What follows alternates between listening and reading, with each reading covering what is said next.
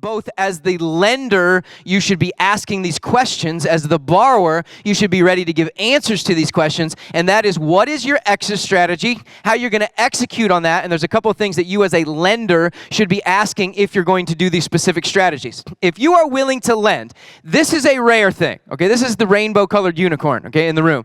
If you can find private money who's willing to lend on a long-term basis for you to go out and buy rental properties for 10, 15, 20 years, they will lend for you because they're just worried about having income in retirement, and so they'll lend for you at 8 to 10% for 20 years, then great. There's not a lot of those out there, but there are some, okay? And so if you find them, or you are one of them, you want to make sure that if you're going to do some type of longer-term funding, like 5, 10, whatever years, that you ask, are you going to do some kind of balloon payment that needs to be written into the mortgage, into the loan, if you don't want to be married to them forever, okay? So if you guys are not familiar with a balloon payment, it's basically somebody can give you a loan. This is also a great negotiating tactic for you. Let's say you are trying to buy a rental property and you just want a good few years where you can kind of get control of it, get a good tenant in there, get it fixed up, start making some money on it, and then you know you'll have no problem refinancing it in 3, 4, 5 years. All you got to do is get in the door.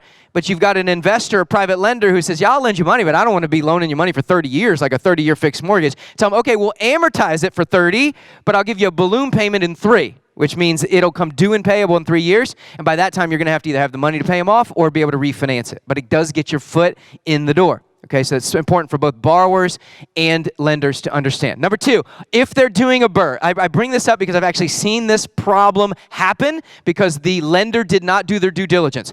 For those of you who are not familiar with BRRRR, BRRRR stands for, this is a bigger pockets thing, right? It is buy, rehab, refinance, rent out, and repeat. Why is that so powerful?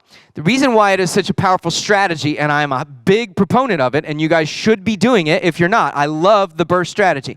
The reason why it's such a great strategy in building a portfolio is this example right here. You go and find a property for $50,000. It needs $20,000 in renovations to get it up and ready and rentable. You're now into it for $70, but because of the repairs you did and because you bought a great deal, you now have a property that's worth $100 that you're only into it for $70. You can easily go and refinance that property at 70% with cash out, and because you had the upfront money, maybe you had to get that from a private money lender, but they're willing to do it because they know they're going to get paid back right away. You get it done in 3, 4, 5, 6 months. You go out and refinance it for 70% of value. You pay them back their $70,000. You now have this property in your name, refinanced, ready to go, rent it out, and you essentially have no money into it. It was a no money down deal for you. Versus you find the same $70,000 house that's already been fixed up. You go out and get a new conventional loan. You got to put 20% down. You got to put $14,000 into it, right? One, you essentially have zero invested and all your money back, and the investor paid off.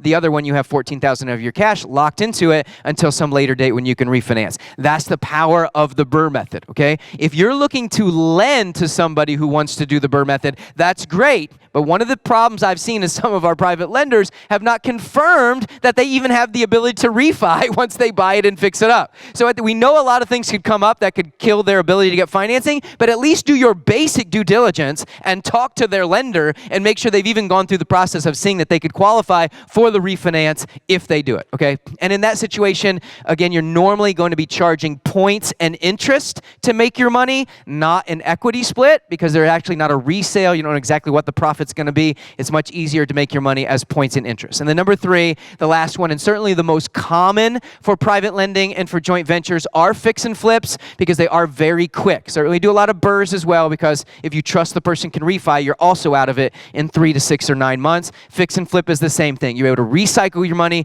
make that money very quickly. And so if you are lending on a fix and flip, certainly you're going to come to terms on what your equity split is going to be. The other thing is you want to have some idea of how long this renovation is going to take, certainly based on their experience. If they have some and you qualified them in that area, they should be able to tell you because certainly how long it's going to take is going to have a big impact on what your return, your rate of return is going to be, and whether it's worth it for you to invest in that. Okay, so exit strategy is important. Make sure that you're asking these appropriate questions.